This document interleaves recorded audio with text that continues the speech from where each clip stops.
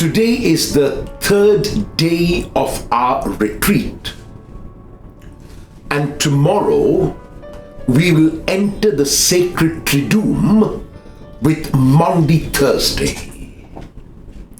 Before we can enter the sacred Triduum tomorrow, and focusing on what I said yesterday, I would like to give you a practical way of proceeding where you can remove the unforgiveness, the resentment, the bitterness, the anger, the jealousy from your hearts.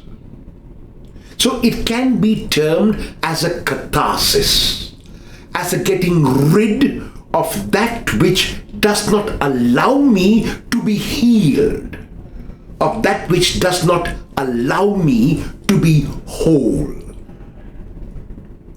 The German philosopher Friedrich Nietzsche was standing outside a church one morning and watching people as they exited after the Eucharist. He noticed that the larger majority were walking out of church with their heads down, a morose and sad look on their faces. And he shouted at all of them on the top of his voice, "If you are a resurrected people, why don't you look it? Why don't you act it? You have just celebrated in the church what you call and what you term as the resurrection of Jesus, and yet you come out as if you have attended a funeral." So the question is, what is the reason why we have this morose and sad look on our faces even after we have celebrated the resurrection? And the reason, according to me, is that the larger majority of us, if not every one of us, experiences what is known as fear. The Greek word for fear is phobia, and if you type in phobia in any search engine, you will get more than 1 million sites which speak about all kinds of phobias and fears, including the fear of one's own shadow. And so the question is this: is fear real? Is it an illusion? Where does my fear come from? And how do I get rid of my fear? Imagine I'm walking along the road one night. I'm walking to my home. And as I walk along the road, I look down and I see that on the footpath is a coil-like object. I get nervous. My heart begins to beat faster. I begin to perspire.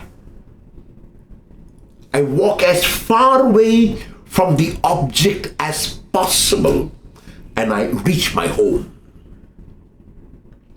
I somehow manage to calm myself down when I'm at home. I manage to get rid of that quick heartbeat, and I manage to get some sleep at night. I'm coming along the same road the next morning, and on the footpath I notice that same coil-like object on the floor. But this time, there is no fear. My heart beats normally. I'm not perspiring, there are no palpitations. I walk close to the object. I'm not afraid of it. And I go to my place of work. And so the question is, where did my fear last night come from? If you say it came from the object, I will ask, how come I was not afraid of the object in the morning?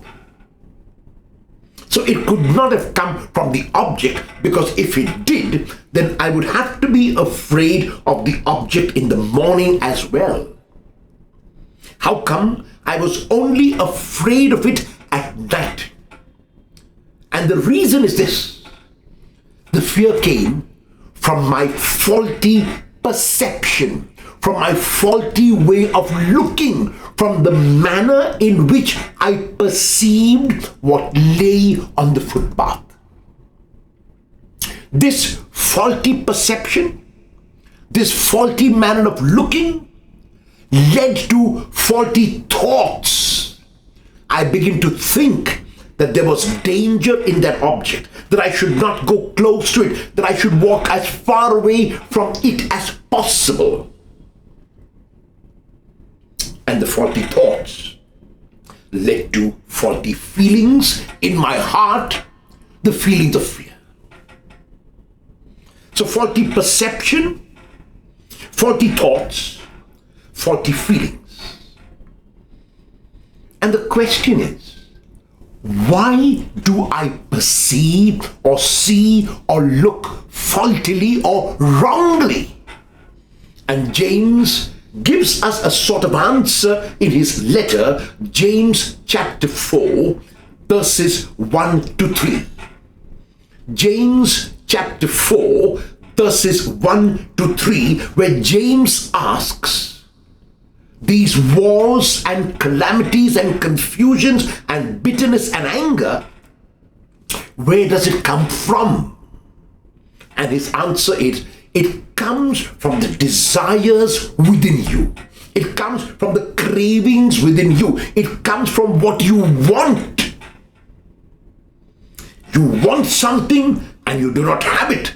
So you're going to do whatever it takes to get that thing, including waging wars and killing someone, treading over someone's foot, putting someone down to gain what you want. In other words, the perception which you have that you need this thing to make you happy, that without it you cannot be the kind of person that you are, that without it you cannot be complete, is what is responsible for your fear.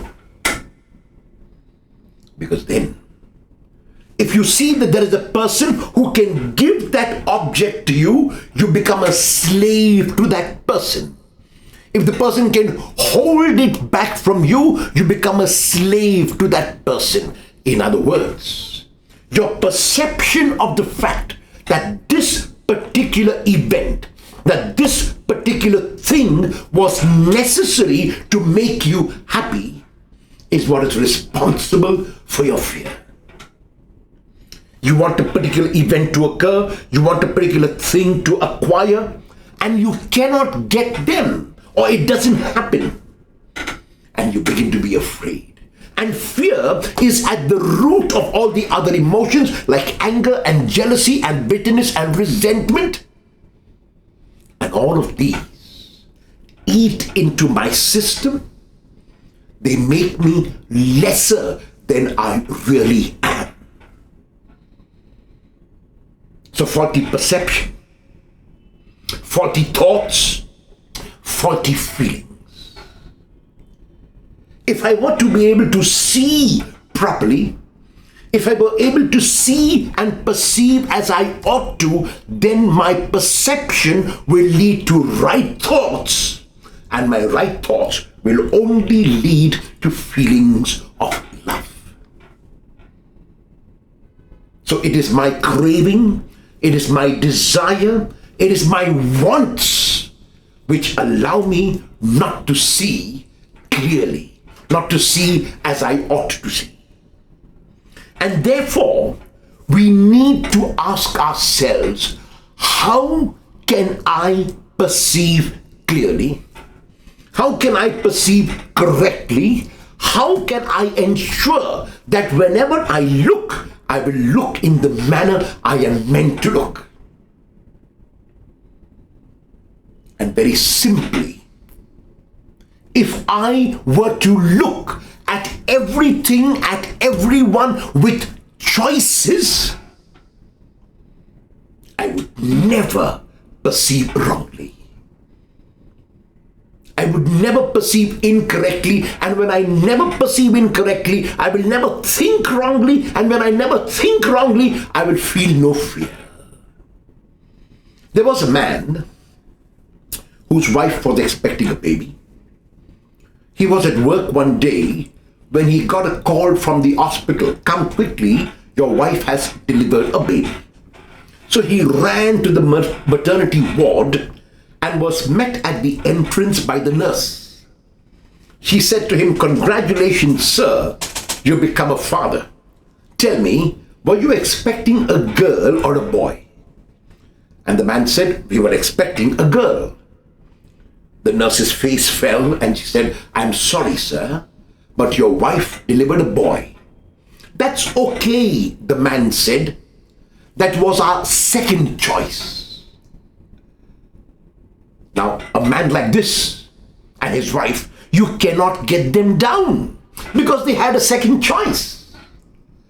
And so therefore, the trick is, the way is to always have at least two, if not more, choices about everything which happens in your day. From the moment you arise, the more choices you have about everything, the happier you will be, the less frightful you will be, and the more loving you will feel. I get up in the morning and I want a cup of coffee. And I go to the kitchen and I find that the coffee powder is over. If I had only one choice and I must have my morning cup of coffee to be happy, I would be miserable because of the lack of coffee that morning. But let us say I said to myself, I enjoy having coffee. And I went to the kitchen and there was no coffee. My second choice is tea. And I go and look for the tea powder or the tea bags, and they are also not there. It's over. My third choice now is water. And so I have a glass of water. A person like this, who has three choices from the moment he or she arose in the morning, is a person who you can never bring down. Whenever people ask me, Father, how are you? My stock and standard answer is, I am on top of the world. How is it that you can always be on top of the world? And the answer is very simple. I try to have choices about everything. So my first choice now is that everyone who listens to this video will be transformed. My second choice is that about 99% must be transformed.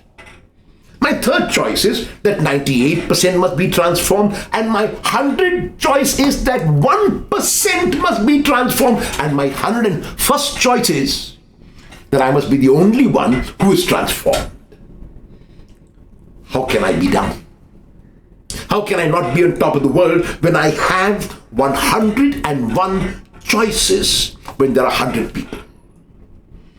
In other words, I say to you that the manner in which you can ensure that this unforgiveness, this resentment, this bitterness, this fear will disappear from your heart is to have as many choices as possible. Let me give you an example of the wife who comes home one day from work and expects that the husband will have tidied the house and have looked after the children's lessons. And the wife comes, and the husband somehow is not at home at that moment, and the children are playing instead of studying. The wife gets upset because she expected that the husband would be home. She expected that the husband would tidy the house. She expected that the children would be at their books when she arrived home. But this has not happened. And she's so upset, and she begins screaming at the children. She's angry with the husband. Why was she angry? Why is she screaming with the children? Because she had only one choice. But if she said to herself before coming home, I would like very much as my first choice that my husband would have tidied the house and have been there with my children while they are studying, but my second choice is that my husband may be out and have not tidied the house and the children will be playing. If she had the second choice, then she would not be upset. It doesn't mean that she would not have a dialogue with the husband. It doesn't mean that she would not ask the children to start studying the moment she comes home. But it would mean that she would do this without getting upset, without getting angry. When you have one choice, you're asking for trouble. When you have two choices, already the troubles are halved. And the more choices you have, you realize, with everything for that matter, that you will be freer, that you can love more and fear less. So a husband comes home from work and expects that his wife will have prepared him a cup of tea because that is what he enjoys thoroughly as soon as he arrives home. And he comes home and somehow the wife is busy with the children and she's forgot to prepare that cup of tea. The husband is so mad and so angry and upset. Why was the husband upset? Not because the tea was not prepared. The husband was upset because before he entered the house, he had only one choice. Namely, that the cup of tea should be ready for him. He did not realize that if he had two choices, he could have had a dialogue with his wife about the fact that he likes to have a cup of tea when he comes home. He would not be upset because the moment he entered the house, those two choices. First, there is a cup of tea waiting for me. Second, for some reason, there might be no cup of tea waiting for me. He would not be upset. That doesn't mean he doesn't dialogue with his wife and say, honey, can't you prepare a cup of tea for me when you know I'm coming home? Can't you look after the children's lessons a little later and have my tea ready? He can dialogue with her if that is what the agreement is, but he doesn't need to do it by being upset. And he would only be upset if he had that one choice. So he comes home with two choices, and the moment there are those two choices, the lesser would be the chance of him being upset or angry. I want to point you out to a text which I would like you to read during these days. A text which I believe will give you an insight into how you can be happy at every moment. A text which if you read regularly and assimilate more than remember, but assimilate in your heart, it will be possible for you like me to say whenever anyone asks you that you also are on top of the world. And the text is found in Paul's letter to the Philippians, chapter 4, verses 11 to 13. Philippians chapter 4, verses 11 to 13. I won't read the text for you, but I'll give you a gist of the text. Paul begins by telling us in these three verses, which I believe contain the key to happiness, that he has learned. Notice, it has not been given to him through an insight. It has not been poured into his mind. It is not a revelation, no, but he has learned. I have learned in whatever situation I am. In whatever situation I am, to be content. In other words, the situation outside will not determine my level of contentment. In other words, no matter what the external situation, I will always be content. No matter if this occurs or that occurs or the other occurs, I will be content. This is what he begins by saying, and he has learned this. I have learned in whatever situation I am to be content. I know what it means to abound, to have plenty and more. And I know what it means to be abased, to have nothing and less. In every situation, I have learned the secret of having plenty and of being in need. Now, if you learn the secret, if you realize that it is not the person outside of you, it is not the occurring of an event outside of you, it is not a thing which you acquire which can make you happy, then you can be content all your life. So for everything, the trick is, as Paul points out to us in these 3 verses in his letter to the Philippians, is to have a variety of choices, is to have a number of choices, and the more choices you have, the more free you will be, the less frightened you will be, and the more loving you can be, because John tells us in his first letter, John 4:18, there is no fear in love, but perfect love casts out fear. For fear has to do with punishment, and the one who fears is not perfected in love. I'm going to give you, before we can enter the sacred triduum, an exercise which I hope will help you to get rid of anger, resentment, bitterness, or any of these negative feelings. Use this exercise as a sort of catharsis to rid your heart and make it lighter. I can assure you that if you do this exercise in the manner in which I say it, I can assure you that you will feel lighter as we enter this most sacred moment in the church's liturgy. It is a 3-step exercise.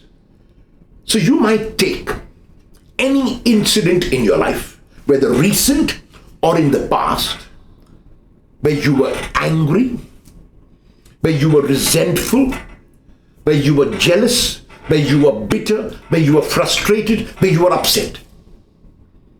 So let us take an example where I am expecting a raise in the office. I'm expecting a good evaluation from my boss. And somehow I find that my boss has given me much lesser than I expected. And because my boss gave me a low rating, my increase or my increment has not been as I expected. So the first step is, I am angry with my boss. My anger is with my boss. And I say to you, why are you angry with your boss? And you will say, because he gave me or she gave me a low rating. Because he or she gave me the low rating, I was not given the increment I think I deserved, I think I expected. Also, I say to you, the second step, that means you're not really angry with your boss, but you're angry with the boss's action. That is the low rating. And you say, yeah, if the boss had to give me a high rating, the rating I expected, I would not be happy. I would not be angry. So therefore, you are angry not with your boss, but you are angry with the action of your boss, namely, you're getting a low rating from him or her. And you say yes. And then I challenge you to go to the third step. Are you angry with your boss? No.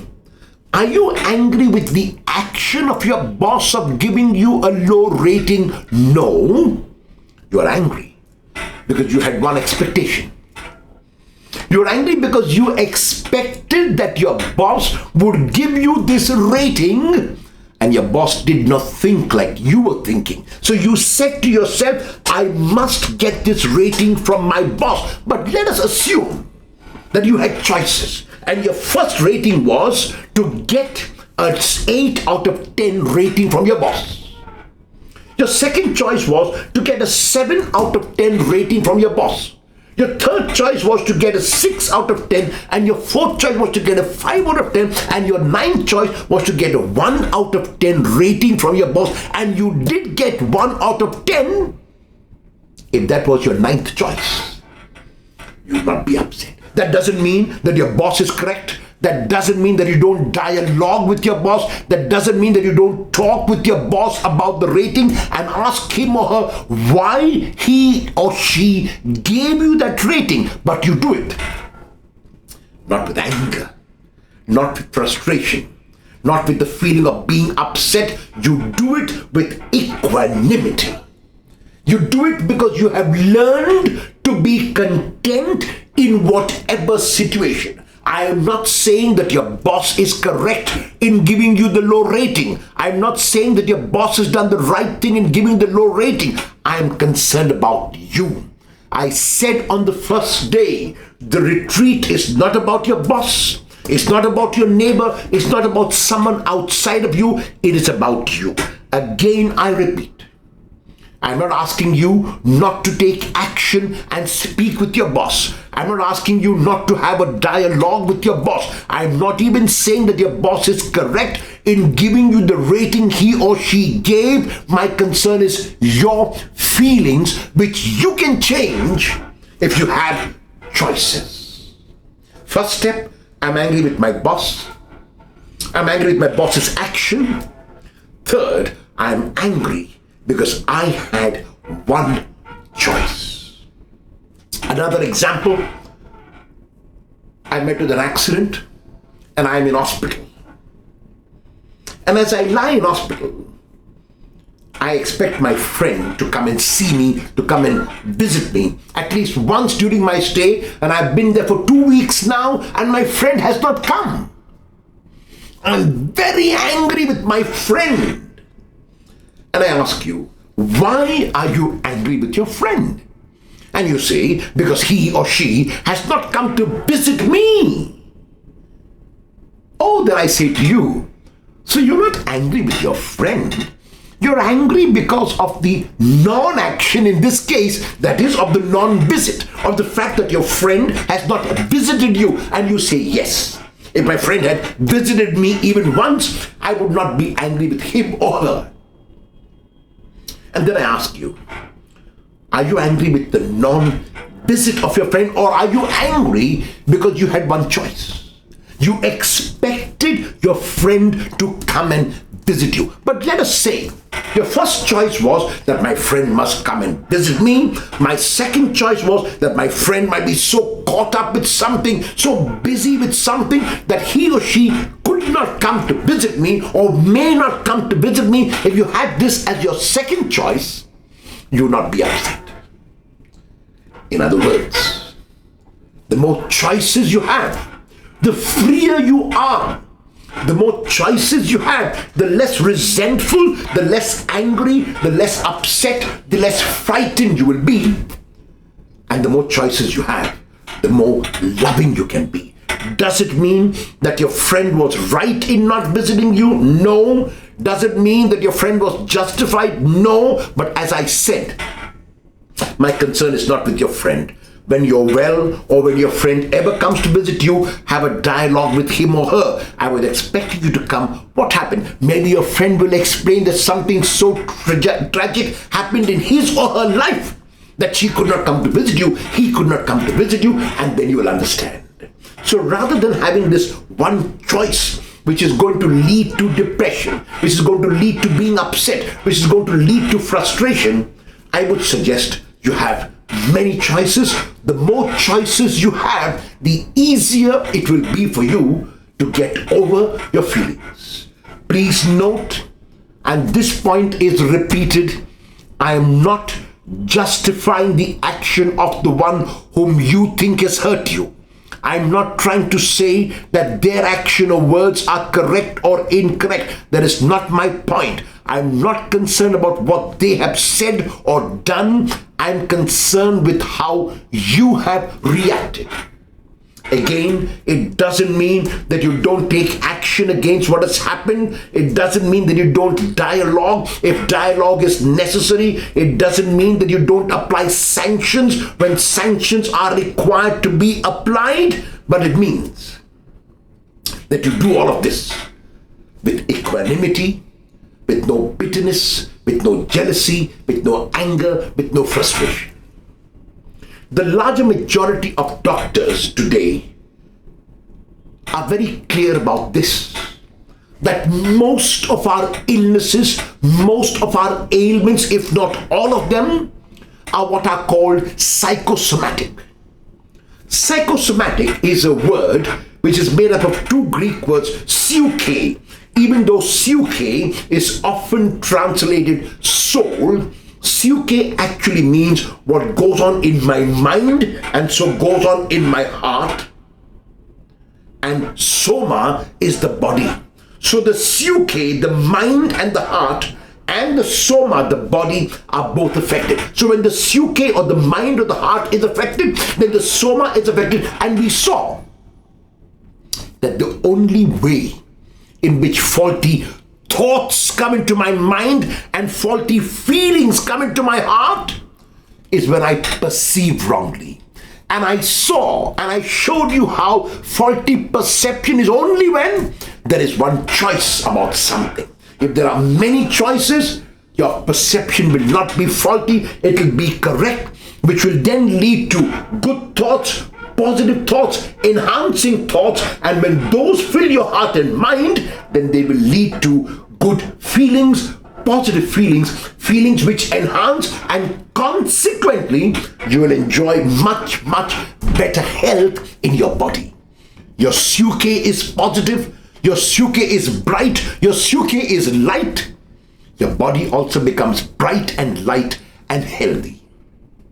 So before we enter the sacred Triduum, I want to remind you once again of the text from Paul's letter to the Philippians, chapter 4, verses 11 to 13.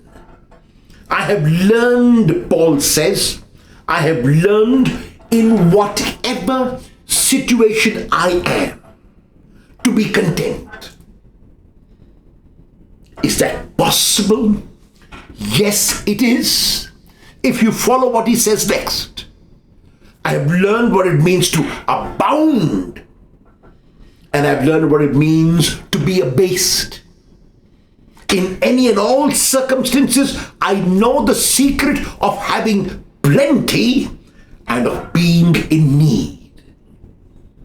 This is very much in line with what is termed as Ignatian indifference. The word indifference sometimes can be translated as, I don't care, it doesn't matter to me. But Ignatian indifference is so exactly the opposite of I don't care, it doesn't matter. Rather, Ignatian indifference means I care so much, it matters so much that I can be detached.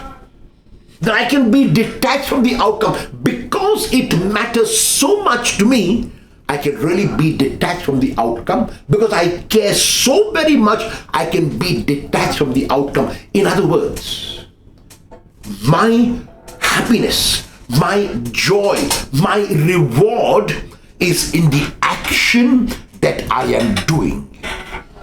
I do the action, and for me, the fact that I've been given the opportunity to act is already my reward. Something similar to what Paul says. So in other words, whether the consequence is plenty, I am very happy. The consequence is nothing, I am very happy. Whether I'm abounding, I am happy. Whether I'm in want, I'm happy. This is what Ignatius also says in the spiritual exercises when he speaks about being totally detached, whether there's poverty or riches, whether there is this or that. Every circumstance makes me happy because I have learned how to have many choices. I do not mean that you don't strive for your first choice. As I said, indifference doesn't mean I don't care. Indifference doesn't mean it does not matter. Indifference means rather that I care so very much that I'm going to strive to get my first choice. But also because I care so much, if I do not get my first choice, the second will be fine, and the third will be fine, and the fourth will be fine, and the last will be fine, and I'll be happy. Then I'm sure, like me, you can say, when anyone ever asks you, how are you? That you are on top of the world.